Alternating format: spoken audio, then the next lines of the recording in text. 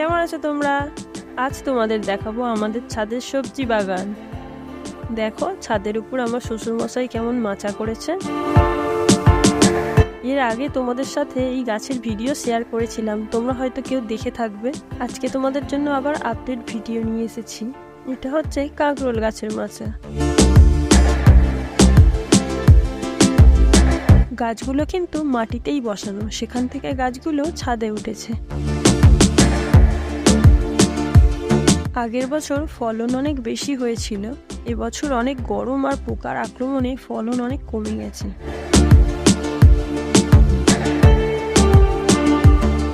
কাঁকরোলের সাথে সাথে ঝিঙে গাছ, পটল গাছ, পুঁই শাকও মাচায় উঠেছে। গরমের সময় কাঁকরোলগুলো অনেকটাই সাইজে ছোট হচ্ছিল, এখন বৃষ্টির জল পড়ে কাঁকরোলগুলো সাইজে অনেকটাই বড় হয়ে গেছে।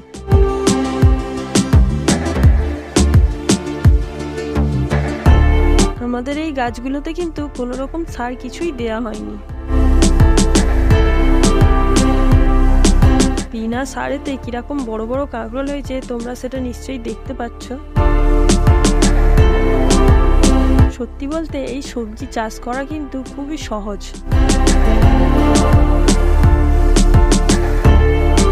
একবার বাড়িতে এই গাছ বসালে কিন্তু আর তোমাদেরকে ফিরে তাকাতে হবে না। প্রতি বছর ঠিক সময় হলে এই গাছ নিজে থেকেই বেরিয়ে আসবে। তখন শুধু একটু পরিচর্যার দিকে নজর দেওয়া দরকার। পোকার হাত থেকে বাঁচানোর জন্য তোমরা যে কোনো কীটনাশক ব্যবহার করতে পারো। আমরা এখানে নিম তেল ব্যবহার করেছি।